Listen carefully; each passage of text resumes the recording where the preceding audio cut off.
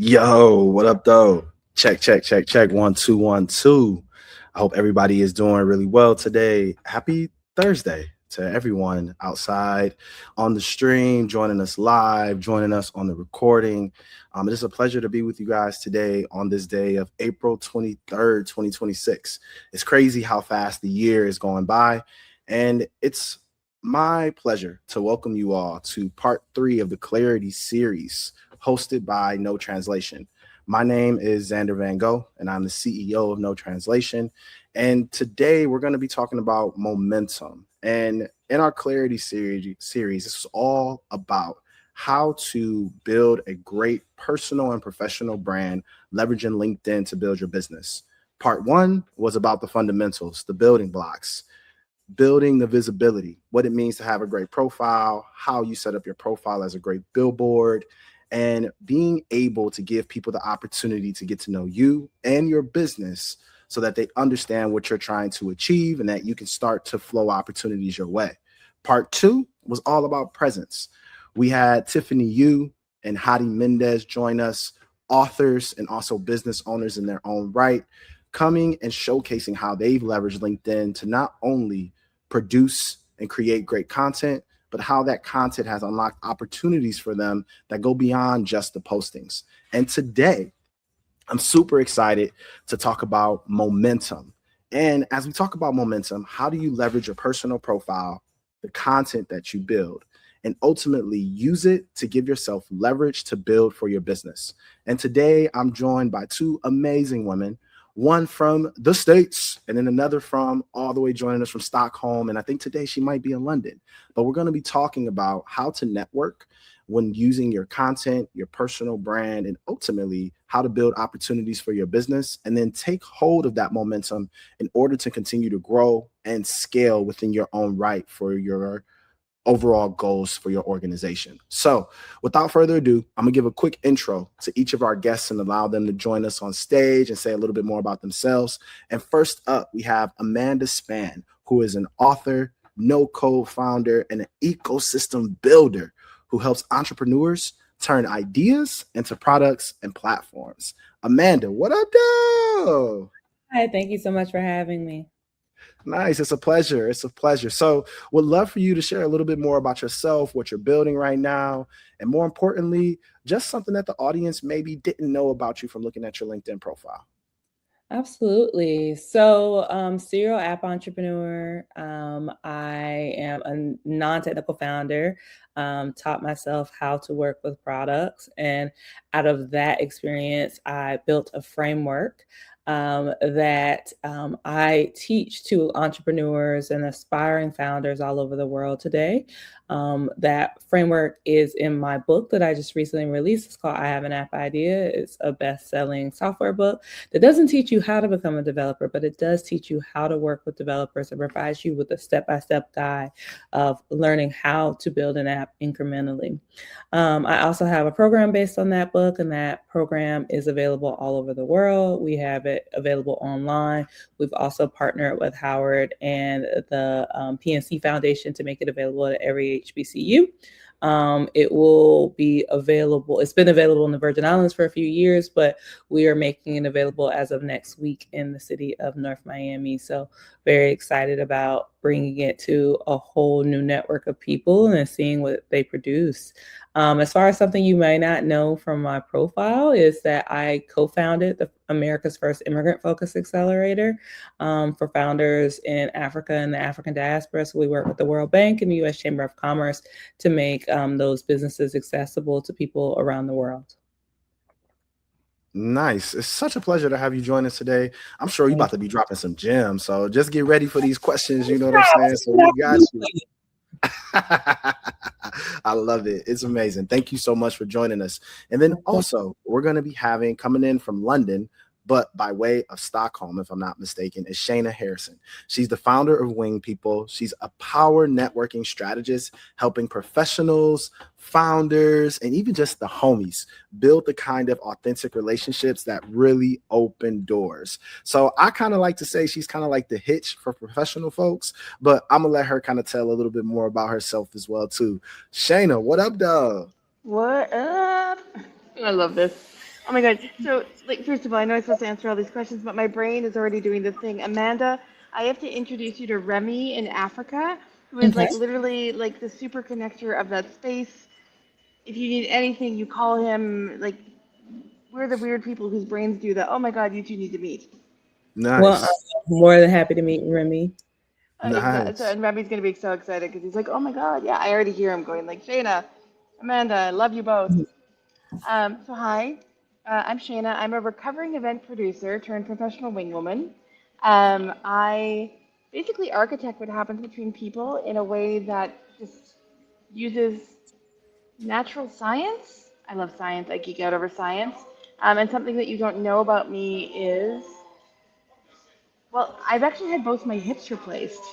Oh wow. Oh, wow. Right? Oh, yeah, and I am bionic, and so I always joke, I'm like bionic Shakira. My hips don't lie. Oh Yes. wow.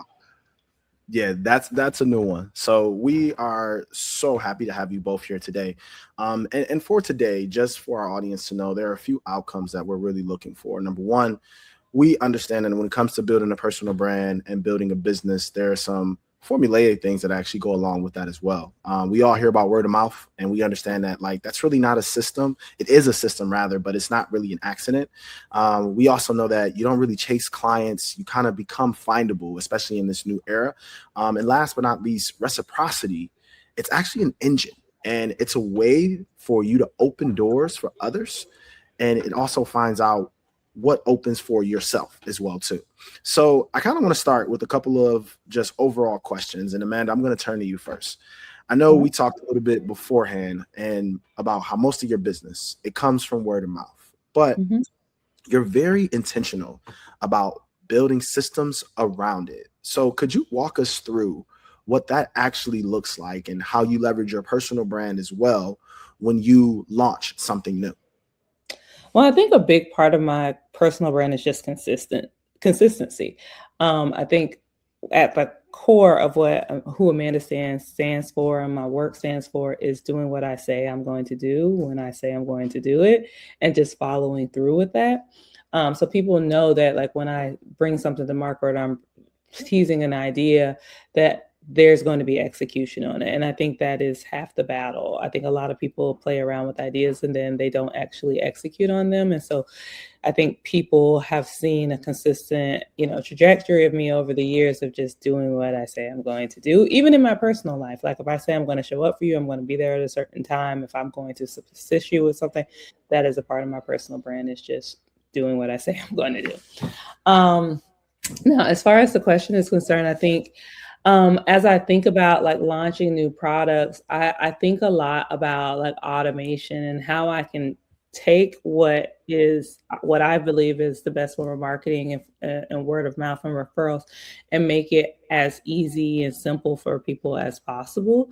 And so my brain is always working in the form of systems. And it's like, how can I make this process repeatable? And effortless as possible for people to spread the word. And sometimes that means providing them with additional information. Other times that means, just prepping for the questions that they may ask ahead of time. So I like to operate one in systems, but two, try to think 3 steps ahead of what might happen. And I think my background in communications kind of led me to that, in that I spent some time as a publicist early in my career, and I feel like the hallmark of a great publicist is um, thinking about and knowing what your client needs ahead of when they need it, right? And they shouldn't have to even think about this thing. This should already be in place for them ahead of them even thinking, oh, having an aha moment. And so that kind of guides a lot of how I navigate things with my business and my personal relationships as well. Nice. I love that. And I think the idea of having something that can be repeatable is actually what enables people to have consistency. Obviously, we're in a new world where everybody is designing their own systems with AI and trying to find those gaps in which they can make consistency easier. So I think that's super helpful. And I think, Shayna, over to you as we think about the origin story of Wing Mhm. People, right? November 2022, you get the phone call, you type in the chat GPT, that big moment, all of it. I think that story also teaches us about spotting a gap. And then as you spot that gap, how you become consistent in that. Can you kind of walk us through a little bit of that origin story and how you developed the brand and became known for who you are? Yeah, no, thank you. First of all, Amanda, I 100% agree with you. Ideas are great, execution is everything. Trust is time over consistency, or consistency over. Be consistent.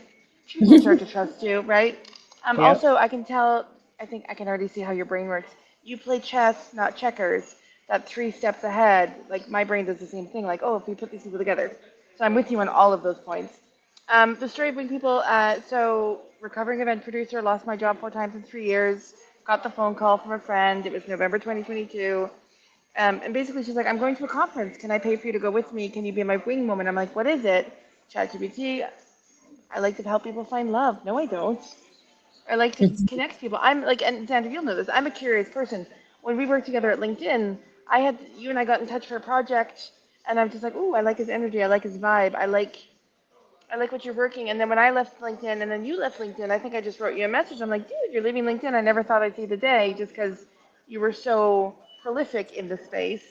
And then you're like, yeah, I'm gonna go traveling. I'm gonna do my thing. And then you came to visit me in Stockholm, and that's, like I think what I do is the ability to be curious about people, but then also introduce people to the people that they might need to bring the 2 horses to water.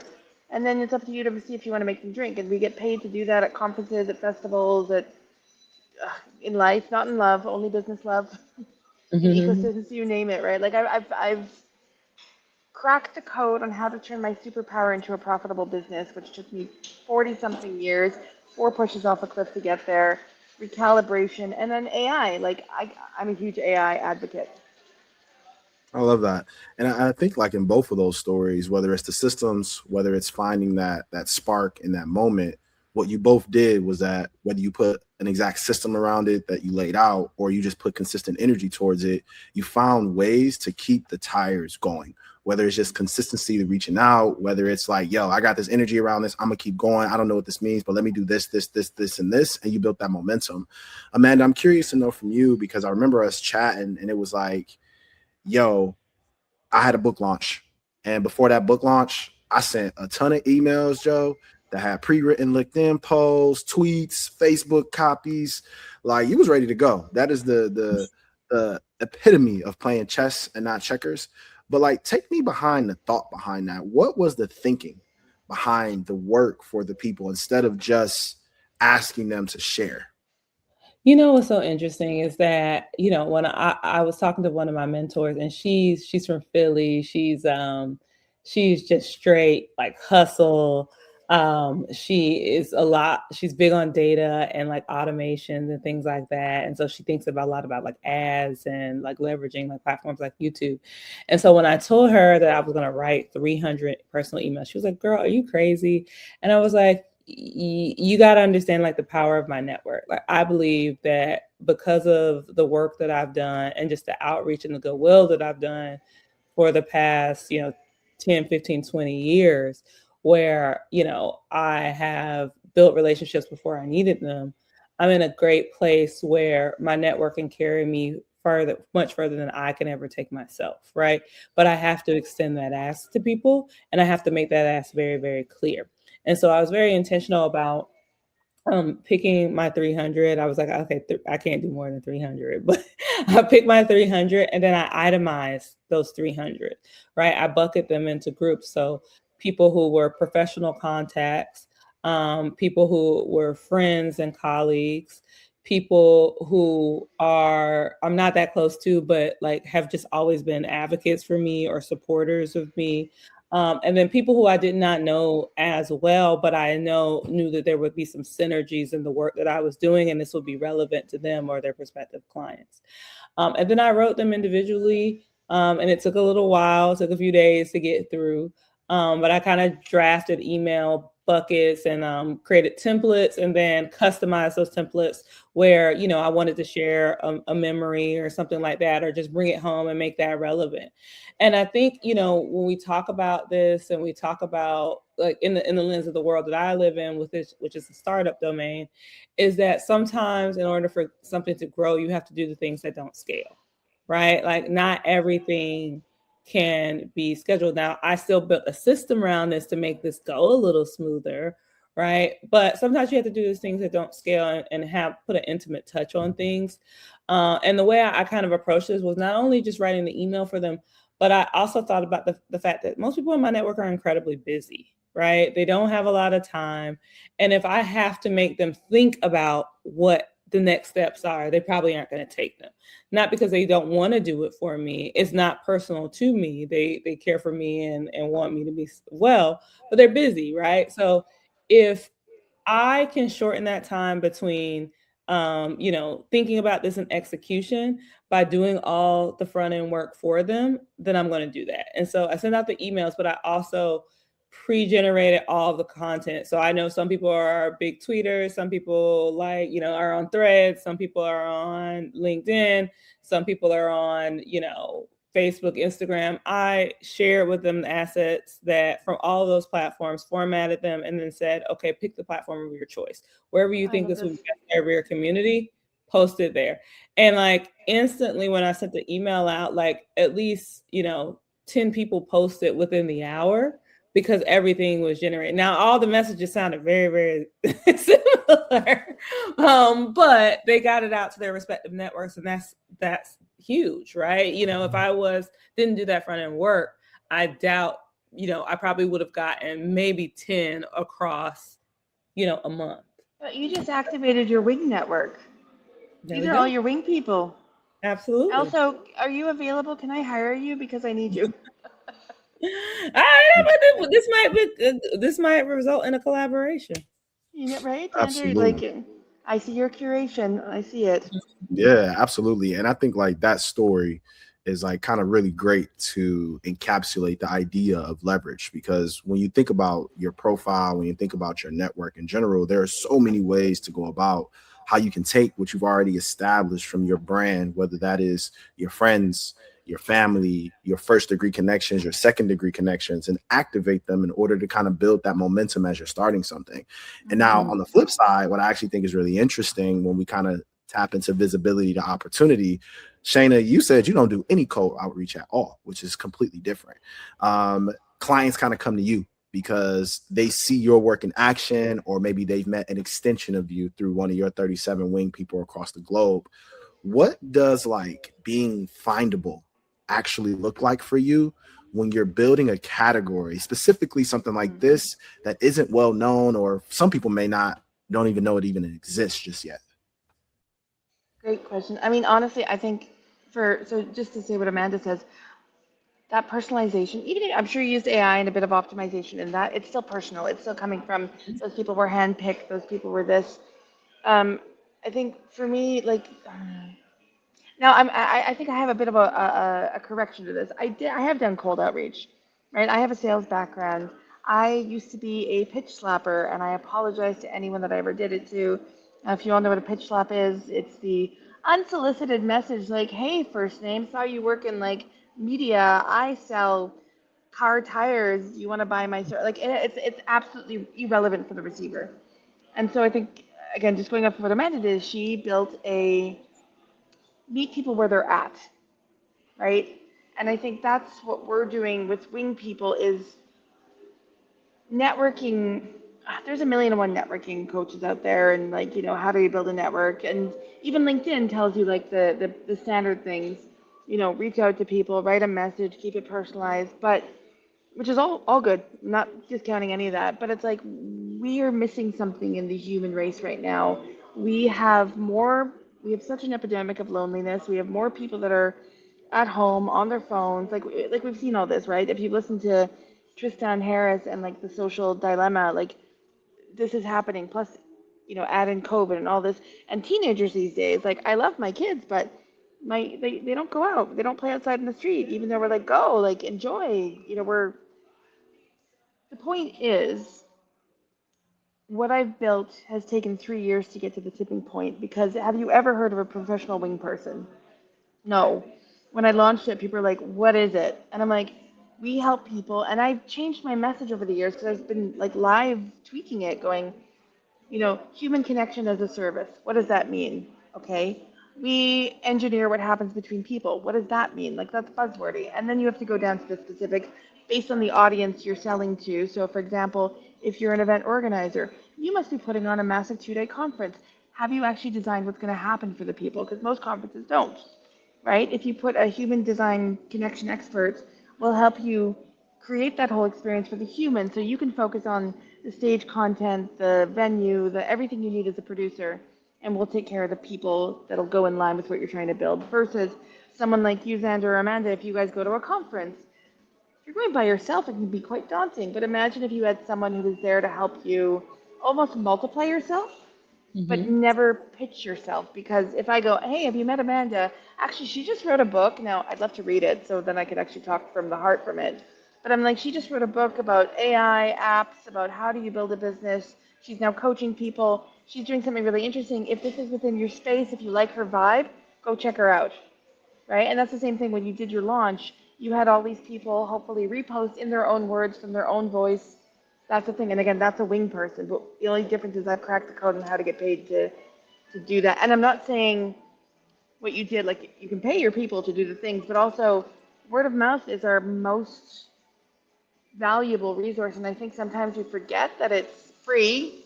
Some of it should be paid. I mean, we have influencer marketing, but also it's okay to ask your network to support you if Mhm. you've built your network so it's ready and you're not using it, which is exactly what Amanda said she did. Exactly. And I think what I kind of pulled from what you just mentioned that I relate to quite a bit is this idea that, like, sometimes you have to put your message out there and you have to let people understand who you are. And in a sense, not just curate your network, but also curate your personality of yourself, your brand, and your intentions in Yeah. order for people to really be able to find you. Because when you're defining something that other people may not see from a vision perspective or may not have heard of, you have to find ways in which they can relate to it, and that's where Yeah. curation comes into play. I have So wings that now. that actually makes a lot of sense. Yeah, and I see that as well too. And it kind of leads me into another question that I have, and kind of getting us more into our next topic, which is kind of like engagement is kind of a strategy. And Amanda, I want to tap you for this first. Actually, you work with a lot of people who would consider themselves to be non-technical, right? Mm-hmm. Who have deep domain expertise, but maybe they're not an engineer. Maybe they've never coded before. What is one of the biggest mistakes that you see them make when they try to turn their visibility into an actual product or business? And I would love for you to kind of share an example, but also think about that as like, how is that actually a strategy and how can that actually work for engagement or not? So I think the biggest hurdle that a lot of like everyday innovators face is that they don't understand digital based business models, right? So they've been working in real life, right, or in the real world or whatnot, and they don't understand how to translate that expertise and turn their skills into software, or they don't understand the foundations of digital based businesses to how to make that shift, right? And so sometimes they kind of have a one track mind as far as that. And then when they actually get into the development process, they make a lot of the same mistakes again and again. And commonly that is, associating big bucks with big results. Like not every app has to be this, $100,000 build, right? You can build a lot with, especially with, vibe coding AI tools now with $20 a month, right? So there's that.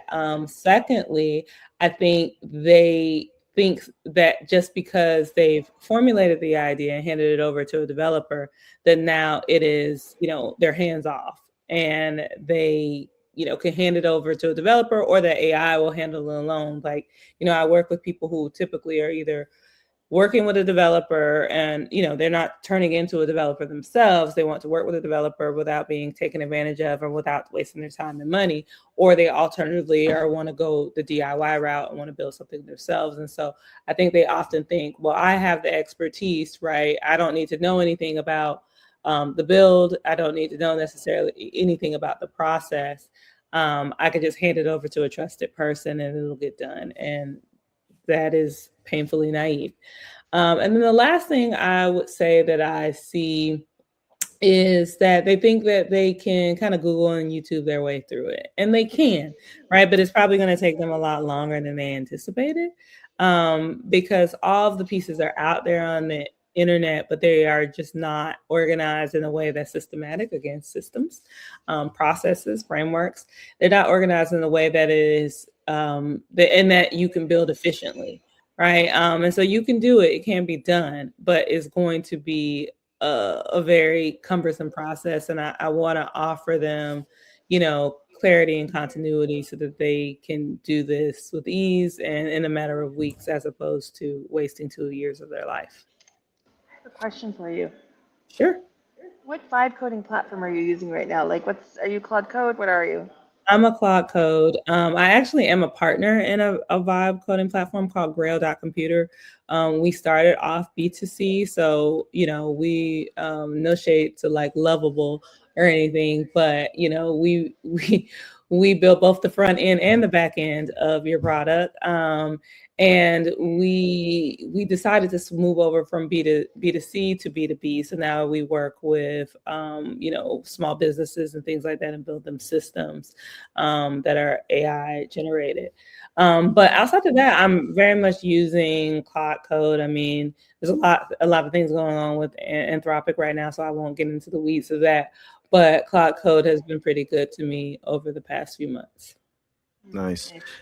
And thinking just about like the different tools that we're able to use and the personas of them, what they're good at, what they're not. I kind of Mhm. want to dive into this last topic around like networking that works. And Shayna, I'm gonna start with you because you talked about something where you have like personas for people that everyone should have in their network, right? You have like the rubber duck, the high fiver, the anchor, the drawer. Could you like kind of walk us through each of those quickly, if you wouldn't mind, and Yeah, how yeah. someone should be listening, how someone listening should kind of map their own counsel in order to have a strategy that works with like your network and how to network in order to achieve some good business outcomes? Yeah, great. Thank you. That's a great question. So, if you've heard of the Ikigai, right? The what am I good at? What does the world need? What can I be paid for? And there's four of them. I can never remember the fourth. The same thing with your network, right? And as Amanda was saying, you build your network not for when you want it, but for when you need it, but you don't necessarily ask straight away. So the way I built my network, I had a friend. His name was Chris. He actually passed away very suddenly a couple years ago, and he's the one that imprinted. He imprinted this on me. He told me about the rubber ducks, which is the people you bounce ideas with, the high fivers you get energy, the jurors where you go for advice, the anchors will keep you grounded, and I added a few more, which is you have the vampires that drain your energy. Not necessarily a bad person, but I have a friend I won't go to a rubber ducking session for because she's not someone I should be bouncing ideas with. Or you have, your wing people, the people who will be there to open the doors to let you in the room, that trust you to do the word of mouth or introduce you. You have, I like to call the obsidian rock stars. These are like the rare ones that are everything all in one. So I have a few of them in my life. They're my ride or dies. They're the one, like, if I you know, murdered someone tomorrow, they'd be like, I've got the shovel, where do I meet you? Now, I haven't murdered anyone and I don't plan to, but you know what I mean? If you start to understand who your network is, whether it's for work or business or love, if you put that layer onto it, then you start to realize who gives you energy, who can help you get to that next thing. And it's the same thing in a room. Like when I go into an event, I'm at London Experience Week, hence the wings. I'm in full wing mode here with the client. I'm getting paid to be with my client who's the best insurance broker in the immersive industry, but insurance is boring, right? So when I go in, we do this network mapping. We do it pre-event, but we do it during the event, being like, okay, who's who? Who do we need to meet in order to get Jeff in front of the right people? Jeff's amazing. Jeff is super empathetic. He knows what he's doing, but he's an introvert. He's admitted, like he's a what do you say? He's a admitted introvert, but he's the nicest guy, and he wants to just help his community. So it's like, okay, so we need to know and go and find in that room. It's like, okay, we need to find your rubber ducker, because right now he's developing a new business idea. So he's talking to people in the industry, but also he's getting feedback live on the floor from potential customers. Right? That's user testing live. It's brilliant.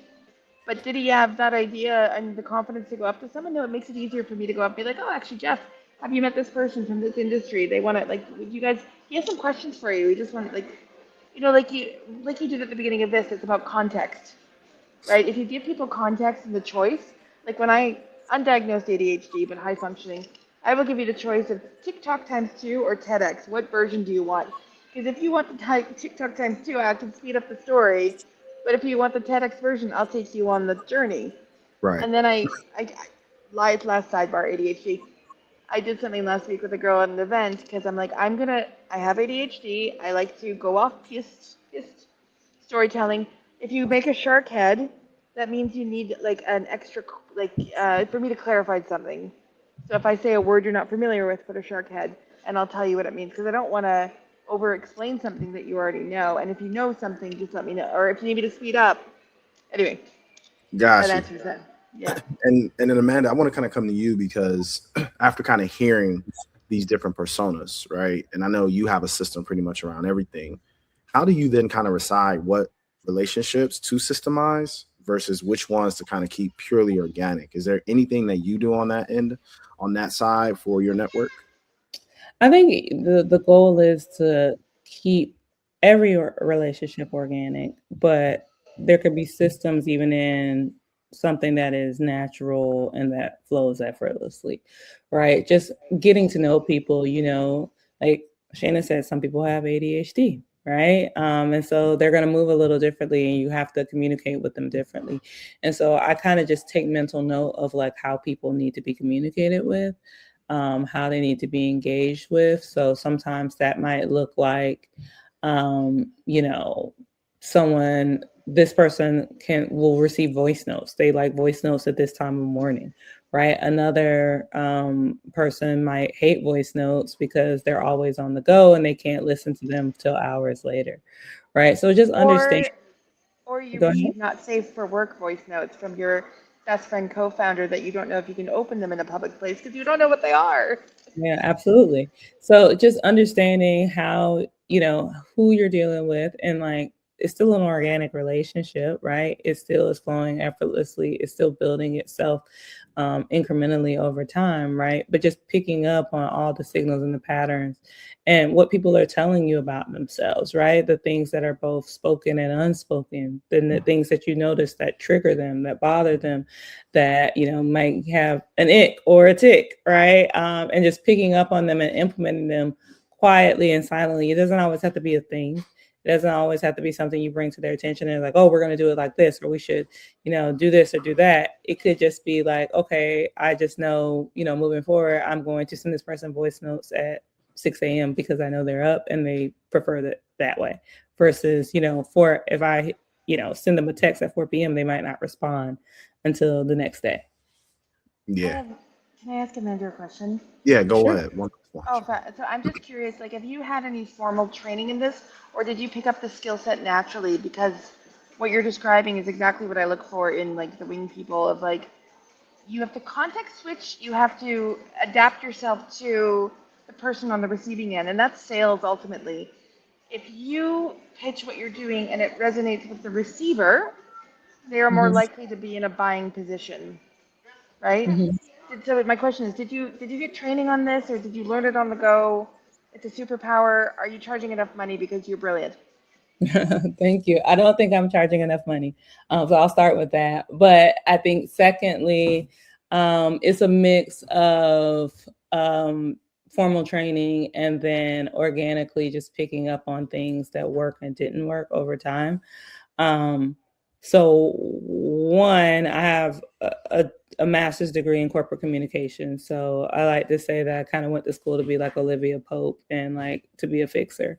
So, my degree specializes in like crisis communication. So I understand Deal. that how to communicate with people when they are at their worst or in their lowest moments. And then secondly, I think it's just organic, like, being an ecosystem management, you're dealing with a lot of different players and stakeholders, right? And so, you have to communicate with people where they are. And often I think this has been like exacerbated by the fact that like I work with both non-tech founders and tech founders. And so I have to be a little bit of a developer whisperer in ways that they are often speaking in very literal and technical terms. And then over on this side, having to speak to people who are unfamiliar with this territory and make it so plain and simple that they understand exactly what I'm saying. And so I think just meeting in the middle, you learn how, learn best practices Mhm. around like how to meet to meet people where they are, and then also just pick up on cues really easily and implement strategies that will be more effective. I have Yeah. a second And question, Xander. I'm so nah, I sorry. got one more. I got one more on this one. So I got one last question for you both to answer, and I would ask like to think about this for a second and give us something succinct, and then a quick example. So let's say somebody's watching this right now.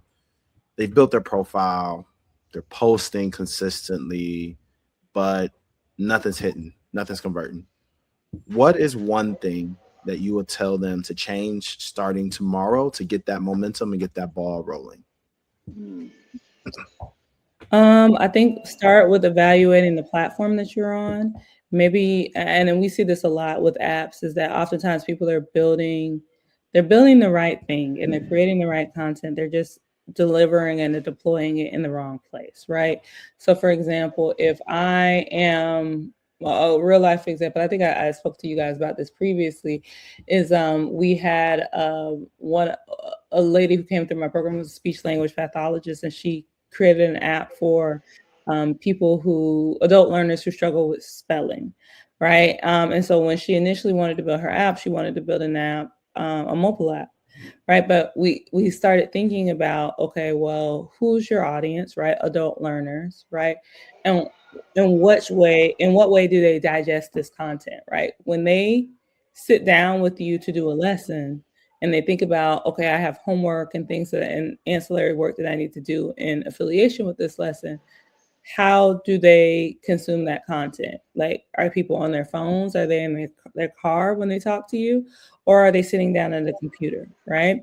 And so we had to think about she needs to deliver content via the web, right? So same concept for delivering, or let me add that on, web makes a lot more sense for her than a mobile app, right? She saved a lot of money by building a web app, but also it made a lot more sense to just have that content available on the web where people are actually doing their homework versus, on their phones or on the go. Same Meet them where concept. they're at. Yeah. Yeah. Same concept applies to, doing marketing and getting the word out about your messaging. Like, where does your audience live online, and how do they just digest this content, right? So they might receive that content on LinkedIn and might just consume it there, right? Or they might just kind of get an idea about it, but then they might go over to YouTube to get a full, like, full length tutorial, right? Like LinkedIn might not be the place where you might want to watch a 10-minute Mhm. video. Right. And so you just have to think about those elements and just get to know your audience a little bit more intimately, understand their habits and their patterns and like how they digest content. So I would think about that and then kind of dive. The second thing I would encourage them to dive deeper into, if they have not done so already, is their rebuttals. So, we already know that, why somebody might be interested in what you're selling or what you're talking about, but maybe you haven't dived into why they would refuse it. And so oftentimes I think it's helpful to work backwards and to think about, okay, what are the 10 most common rebuttals someone might have, or objections to moving forward, not necessarily with my product, but objections to my North Star goal, which is, for me, is like, helping people build apps. So what are their 10 rebuttals to building an app? It's not a rejection of me, it's a rejection of the brain power around building an app, right? So how do Absolutely. I work backwards and create content around that might land a little differently than what, generic content I might be creating already? For sure, for sure. What I pull from that is that understand the race you are racing in and the vehicle that you need in order to run it the best. And then Mm-hmm. more importantly as well, to kind of lead with no in a way, to where you Mm-hmm. start with like why people would not want to convert, and then ultimately kind of working your way backwards with that. So Shane, I'm gonna give you the opportunity to kind of end us off here and ask you the same question. If someone's not converting, they're posting, they're being consistent, what's one thing that you would tell them to change tomorrow? I, again, totally into the reverse engineering. I mean, and again, Amanda, you are an experienced designer. Xander, you're an experienced designer. An experienced designer is somebody is literally designing the experience for the receiver. So if you're not receiving the kind of engagement, I mean, this is multi-layered because we all know LinkedIn goes through algorithms. If we're talking about LinkedIn, we all know like TikTok is there's a magic, there's a virality, but you have to be a good storyteller and humor works there. So I'd be like, who is your audience? Who is your buyer? What problems are they facing? How do you reverse engineer the content that they need in order for it to resonate with them? So therefore, you have to be very clear on who you are and what you're offering. And as someone who's a multi-passionate who does so many things, again, it's been very hard for me to figure out what works. But when I meet people now in the street and they go, "Oh my God, I know you. You're the wing woman. Like, your content inspires me." I'm like, "Oh my God, thank you." Like, I'm honestly, literally, I'm writing for myself. Like, I'm writing for like almost to keep like I call it my digital breadcrumbs. I know that there's people that have lost their jobs. I lost my job 4 times in 3 years. I talk about that. My friend Chris that passed away did a TED talk about how your job is not your identity. He went through 10 jobs in 10 years. And I was like, oh my God, that's me. That's content. I'm following him. We became best friends, you know. I'm so grateful for our relationship as short lived as it was, you know, rest in peace, Chris. But also, you know, that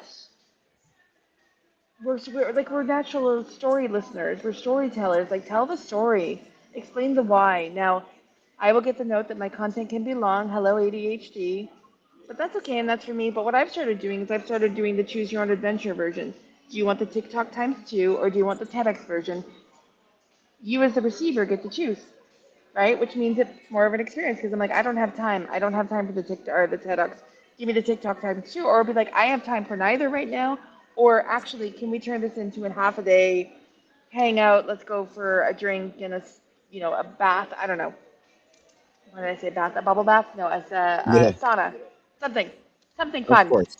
Of course. And I love that. I think the biggest thing I just pulled away from what you just said is that when things are converting, find ways to be more human in order to be more relatable and to actually really hit the heartstrings of And people. Because fun. I think And fun. oftentimes we're trying to push a product, but we're not necessarily pushing the problem. And as you kind of think about the problem that people are solving, you start to find the human thread that connects it all. And then obviously 100%. be consistent within that. So I want to thank you both. I think there was a lot of gems dropped today. I learned a lot, number one, about how to put systems around something very simple and why you need to do it in order to be consistent, of how to make yourself attractable, I think is a big way. So we say findable, but I think it's also attractive so that people know what you're about, what you offer, and more importantly, how to find you.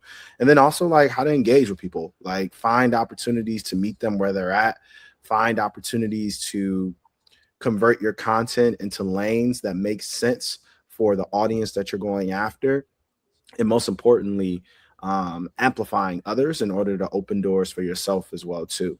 I'll leave you guys with one last question, and I'll ask you one word to think about in this question.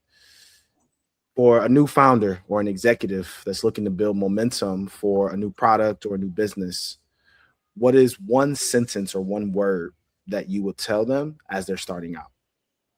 Hire Amanda. You can go Mm, first. I said I hire Amanda. No facts. mhm. Okay. I second that.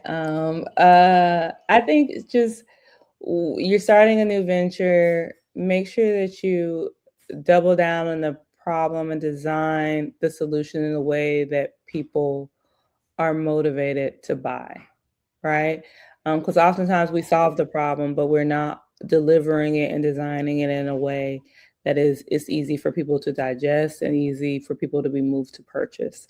And so I think there's often a disconnect there, right? So it's not that you're not solving the problem efficiently; it's just that you're not delivering the solution in a way that people are willing to part with their money for. Mm. Facts. Can I Understood. can I add mine? Other than hire Amanda, but have you guys heard of the mom test? Mm-mm. No. So you know the fact that your mom loves you and she will buy anything, whether you're selling, you know, cookies or socks or whatever. Like your mom loves you. And the assumption is that people sometimes forget to ask good questions in order to validate their problem. And so that's a great book. You can put it through AI. I used it actually to launch Wing People because you don't want to pitch the product. You want to go like, what's the problem you have? Well, what do you need?